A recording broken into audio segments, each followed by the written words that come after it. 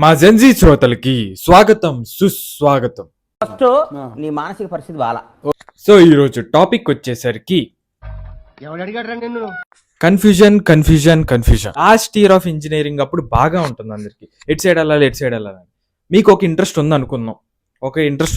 అనుకుందాం. For example stock trading అంటే interest, లేదా స్టార్ట్అప్ పెట్టాలని ఇంట్రెస్ట్. సో ప్లాన్ చేయండి, తక్కువ బడ్జెట్లో ఎలా అయ్యిందని. అటు సైడ్ దూకేయండి, భయం వేసిద్ది, భయపడకండి, వెళ్ళిపోండి.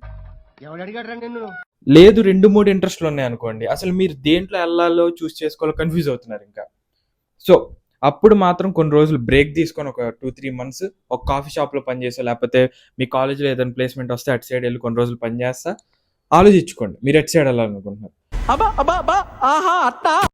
అంతేగాని ఎవడో గొట్టంగాడి చెప్పాడని చెప్పి ఎదవా అంకుల్ సలహాలు అయ్యన్నీ, ఆంటీ సలహాలు అయ్యన్నీ వెనకండి.